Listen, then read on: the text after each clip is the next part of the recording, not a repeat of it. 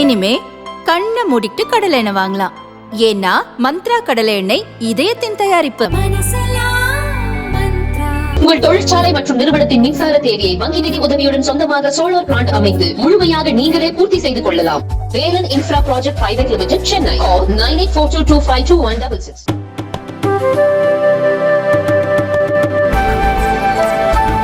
பத்திரிகை சகோதரர்கள் அனைவருக்கும் வணக்கம். இன்றைய தினம் ஒரு அற்புதமான நாளாக தான் கருதுகின்றேன்.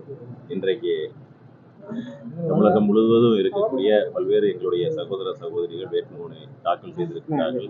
அதனுடைய தொடர்ச்சியாக இன்றைக்கு திருப்பூர் பாராளுமன்றத்துடைய வேட்பாளராக பாரதிய ஜனதா கட்சியின் சார்பாக களமிறங்கியிருக்கின்றேன்.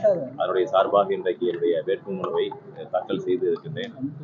குறிப்பாக திருப்பூர் தொழிலுக்கு பிரதமாக இருக்கக்கூடிய நூல் உற்பத்தியை முறைப்படுத்தி பல்வேறு நலிவடைந்திருக்கக்கூடிய தொழில்கள், இதற்கெல்லாம் ஒரு விடிவு காலம் பிறக்க வேண்டும்.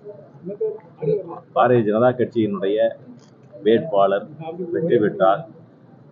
மத்தியில நிச்சயமாக மூன்றாவது முறையாக நம்முடைய பெருமைமிகு நரேந்திர மோடி அவர்கள் மூன்றாவது முறையாக பிரதமராக ஏற்கக்கூடிய அந்த தருணத்துல அங்கேயும் பாரதிய ஜனதா கட்சியினுடைய அற்புதமான ஆட்சி, அதை சார்ந்து இருக்கக்கூடிய இங்கே தமிழகத்தில் இருக்கக்கூடிய அத்தனை இடங்களிலும் பாரதிய ஜனதா கட்சியினுடைய வேட்பாளர்கள் வெற்றி பெற்றிருந்தால் ஒரு நல்ல இணைப்பு பாலமாக இருக்கும்.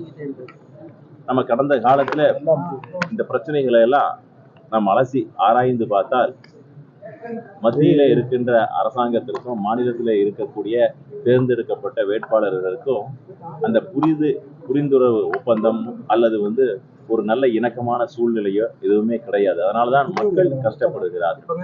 தினம் தினம் ஏழை எளிய மக்கள் தங்களுடைய இன்னல்களை தொடர்ந்து அந்த இன்னல்களை எல்லாம் நாம் பார்க்க நேருகின்றது. அதனால அதையெல்லாம் களையெடுத்து போடுகின்ற வகையில, அது களையெடுக்கக்கூடிய அந்த வகையில நம்முடைய திருப்பூர் பாராளுமன்றத்தினுடைய இந்த வெற்றி பாரதிய ஜனதா கட்சியினுடைய வெற்றி மட்டும் கிடையாது.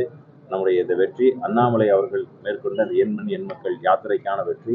நம்முடைய பெருமை மிகு பிரதமர் நரேந்திர மோடி அவர்கள் நம்முடைய கொங்கு பகுதிக்கு வந்திருக்கின்றார் என்று சொன்னால் இந்த பகுதியில மையமாக வைத்து இங்கே களம் காணுகின்ற அத்தனை வேட்பாளர்களும் மிகப்பெரிய ஒரு வித்தியாசத்திலே நிச்சயமாக வெற்றி பெறுவார்கள்.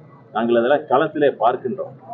செல்லுகின்ற இடமெல்லாம் ஒரு மிகப்பெரிய ஒரு வரவேற்பு. இதுவரை இப்பேற்பட்ட ஒரு வரவேற்பை யாருமே பார்த்தது கிடையாது.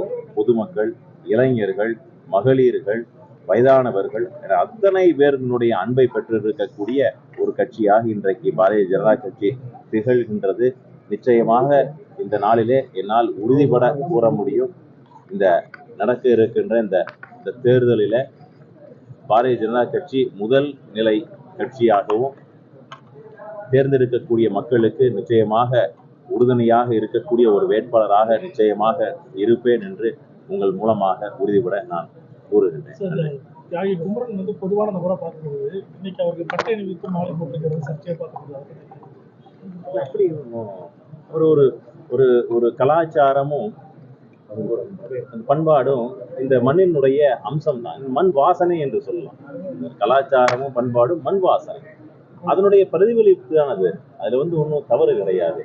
எங்களுக்கு பிடித்த மாதிரி அவரை சித்தரிக்க நாங்கள் பார்க்கின்றோம், அவ்வளவுதான். ஒரு விஷயம் இல்லை. எதுவுமே சர்ச்சையை ஏற்படுத்தக்கூடிய விஷயங்கள் இதுல எதுவுமே கிடையாது. இன்றைக்கு இருக்கக்கூடிய முக்கியமான விஷயம், மக்களிடத்துல யார் சரியான ஒரு வேட்பாளராக நாங்கள் போய் சேரக்கூடிய வேட்பாளராக இருக்கின்றோம் அப்படின்னு மக்கள் தான் முடிவு செய்வார்.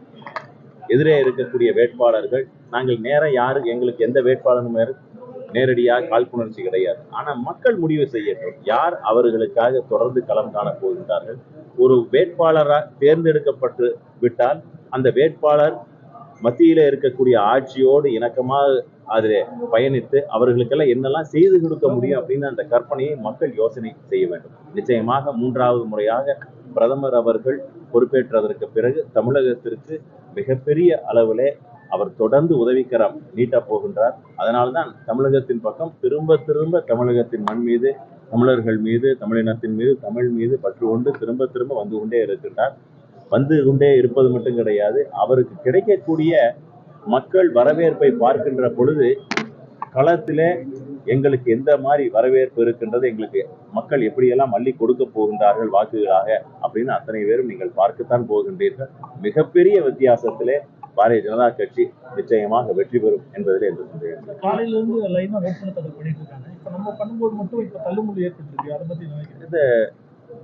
ஆளுகின்றது பிரதமருக்கே தடை போட்ட அரசாங்கமாச்சு, அப்படித்தான் நான் பார்க்க வேண்டும். இது சம்பந்தமா கூட தேர்தல் கமிஷனிலே நாங்கள் முறையிட போகின்றோம்.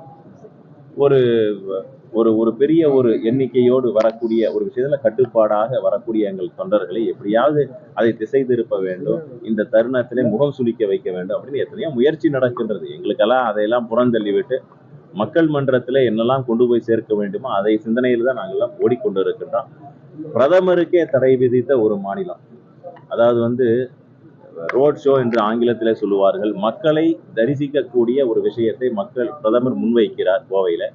அதை எக்காரணத்து கொண்டும் பிரதமர் மக்களை சந்திக்க கூடாது அப்படின்னு ஒரு தடை போடுகின்றார்கள். நாங்கள் ஒரே நாள்ல காலையில தடை போட்டார்கள். காலையில 1 மணிக்கு நோட்டீஸ் கொடுத்தாங்க கதவு கட்டி. அன்றைய தினமே உயர்நீதிமன்றத்தை நாடி எங்களுடைய கோரிக்கைகளை வைத்து இதுல நியாயம் கிடையாது அப்படிங்கிற வாதத்தை எல்லாம் வைக்கின்ற பொழுது ஒரு வரலாற்று சிறப்புமிக்க தீர்ப்பை சென்னை உயர்நீதிமன்றம் கொடுத்திருக்கின்றது. எதற்காக தடை போடுகின்றீர்கள், பிரதமர் அவர்கள் மக்களைத்தர சந்திக்க வருகின்றார் அப்படின்னு அற்புதமான ஒரு தீர்ப்பை கொடுத்திருந்தார். உடனடியாக தீர்ப்பை முன்னிட்டு நாங்கள் அதே தேதியிலே 18ஆம் தேதி ஒரு பிரம்மாண்டமான ஒரு மக்கள் தரிசன யாத்திரையை அதில் நம்முடைய தலைவர் அண்ணாமலை அவர்கள் பங்கேற்றார்கள். அதை அற்புதமாக நடைமுறைப்படுத்தி காட்டினோம். அதையெல்லாம் பார்க்கின்ற பொழுது அதெல்லாம் தொடர்ச்சியாகத்தான், இதெல்லாம் ஏதோ கழுத்தை நெருக்க வேண்டும் என்று நினைக்கிறார்கள். அதெல்லாம் இன்றைக்குமே நினைக்காது. அவர்களுடைய இறுதி காலம் நெருங்கிவிட்டது. இந்த திராவிட மாடலினுடைய இறுதி காலம் நெருங்கிவிட்டது. கோவையை சேர்ந்த முன்னாள் அமைச்சர் அறிமுக கூட்டத்துல பேசும்போது கோவையிலும் திருப்பூரிலும் வெளியூர்காரங்களை வேட்பாளராக அறிவிச்சிருக்காங்க பாஜக அப்படிங்கிற ஒரு குற்றச்சாட்டு. அதாவது யார் எந்த ஊருக்காரங்க அப்படிங்கிறதுல வாதமெல்லாம் வச்சுன்னு வச்சுங்க, வேட்பாளர் யாருமே இருக்க முடியாது. சரிங்களா? எங்களுடைய பூர்வீகமே திருப்பூர் பாராளுமன்றத்தில் தான் இருக்கின்றது. அதனால அதையெல்லாம் நம்ம முன்வைக்க பார்த்தோம்னு வச்சுக்கோங்க, இங்க இருக்கக்கூடிய வேட்பாளர்கள் என்ன, நாங்க வேட்பாளருக்கு வேற எந்த விஷயம் மனதிலே தோன்றவில்லை. அவரை மக்கள் யாரும் மதிப்பது கிடையாது. நீங்க போய் கேளுங்க, யாராவது அந்த வேட்பாளரை பார்த்திருக்கின்றார்கள், வேட்பாளர் பெயரை கூட நான் சொல்லல, வேட்பாளர் யாராவது பார்த்திருக்கின்றார்கள் அப்படின்னு.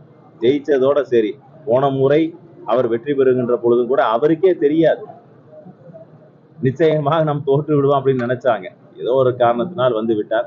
அவருக்கே அதுல அரசியல விருப்பம் இல்லை அப்படின்னு தான் நினைக்கிறேன். என்று சொன்னால் தினம் தினம் பாராளுமன்ற உறுப்பினர் என்பது ஒரு மிகப்பெரிய ஒரு கடமை இருக்கிறது. மத்தியில இருக்கக்கூடிய அரசாங்கத்திடம் பேசி சுமூகமாக பேசி திருப்பூர் போன்ற நகரங்களுக்கு, குறிப்பாக ஜிடிபி என்று சொல்லக்கூடிய உள்நாட்டு மொத்த உற்பத்தியில திருப்பூர் பாராளுமன்றம் மிகப்பெரிய ஒரு பங்களிப்பை தமிழக அரசாங்கத்திற்கும் மத்திய அரசாங்கத்திற்கும் கொடுத்து கொண்டிருக்கின்றது.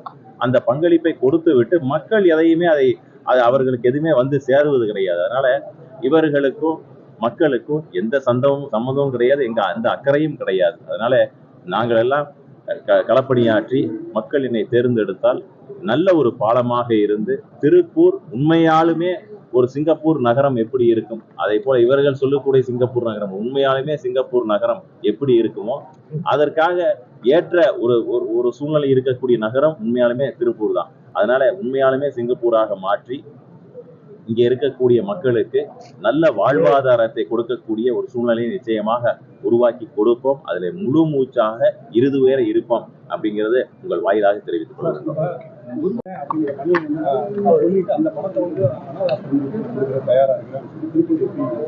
இதுக்கு முன்ன இதையவே தேர்தல் வர்றதுக்கு முன்னால சொல்லியிருக்கலாம்ல.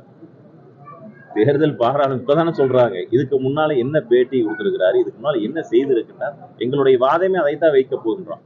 5 ஆண்டு காலம் நீங்கள் என்ன வாக்குறுதி கொடுத்தீர்கள், மக்களுக்கு நீங்க என்ன செய்தீர்கள், எத்தனை முறை பாராளுமன்றத்தில் உங்கள் குரல் ஒலித்தது, திருப்பூர் மக்களுக்காக நீங்கள் என்ன செய்தீர்கள், திரும்ப திரும்ப அதைத்தான் சொல்றேன். மிகப்பெரிய ஒரு வருமானத்தை ஈட்டி கொடுக்கக்கூடிய இந்த பாராளுமன்றம், இந்த பகுதி, அதற்கான உண்மையாலுமே அதற்கான ரிசல்ட், அதுக்கான மக்களுக்கு எதுவுமே சேரவில்லை. அதனால பெரிய பங்களிப்பை கொடுத்து விட்டு மக்களுக்கான உண்மையாலுமே அவர்களுக்கு சேரக்கூடிய விஷயங்களை இவர் பெற்றுத்தரவில்லை. ஏனென்று சொன்னால் இவருக்கும் மத்திய அரசாங்கத்தில் இருக்கக்கூடிய யாருக்கும் எந்த தொடர்பும் கிடையாது. ஒரு இன்ட்ரெஸ்ட் இல்லாத, அவருக்கு எந்த நாட்டமும் இல்லாத ஒரு நபருக்கு ஒரு பொறுப்பை கொடுத்தால் அவருக்கு எப்படி இருக்கும்? அவருக்கே விருப்பம் இல்லை. அது விருப்பம் இல்லாத நபர்களை எல்லாம் தேர்ந்தெடுத்தால் இப்படித்தான் இருக்கும். அதனால நாங்கள் மக்களுக்காக சேவை செய்வதற்காக வந்திருக்கிறோம் முழுமையாக. அதே போல இந்த அராஜக ஆட்சியை அகற்றும் வரை நிச்சயமாக நாங்கள் ஓய மாட்டோம்.